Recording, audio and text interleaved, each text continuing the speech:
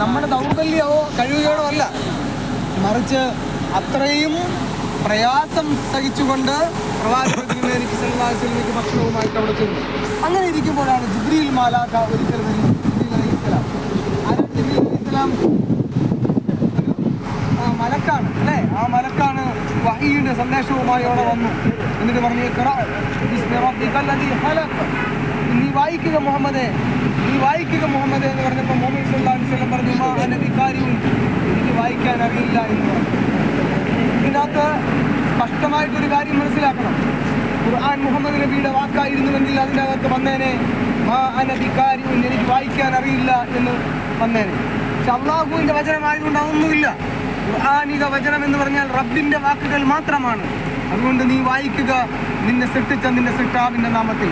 ഇഖ്റഅ ബിസ്മി റബ്ബിക്കൽ ലദീ ഖലഖ് ഖലഖൽ ഇൻസാന മിൻ അലഖ് ഇഖ്റഅ വറബ്ബുക്കൽ അക്റം അല്ലദീ അല്ലമ ബിൽ ഖലം അല്ലമൽ ഇൻസാന മാ ലം യഅലം. ഇത്രയുമാണ് ഖുർആനിൽ വെച്ച് അവതരിച്ച വചനങ്ങൾ. അതിനുശേഷം പ്രവാചക തിരുമേനി സല്ലല്ലാഹു അലൈഹി വസല്ലം അവിടെ നിന്ന് താഴേക്ക് ഇറങ്ങിയതായും പറയപ്പെടുന്നുണ്ട്. എന്തായാലും വിശുദ്ധ ഖുർആൻ ലോകത്തിന് മാർഗദർശനമായി അവതരിപ്പിക്കപ്പെട്ട ദൈവിക ഗ്രന്ഥത്തിൻ്റെ തുടക്കം എവിടെ വെച്ചാണ്? ഈ ഹിറാ ഗുഹയിൽ വെച്ചാണ് എന്ന്. ആ ചരിത്ര പ്രാധാന്യമുള്ള ഹിറാ ഗുഹയുടെ ഓരത്താണ് നമ്മളിവിടെ നിൽക്കുന്നത്.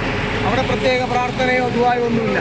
നമ്മൾ കാണുന്നു, നമ്മൾ ആ ചരിത്രം മയപറക്കുന്നു, അത്രമാത്രം. മനസ്സിലായോ എല്ലാവർക്കും? ഈ വിഷയത്തിൽ എന്തെങ്കിലും ചോദിക്കാണ്ട് ചോദിച്ചോളി, എന്ത് വേണമെങ്കിലും ചോദിക്കും.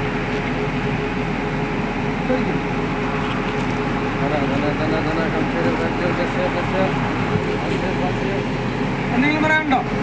സംശയം?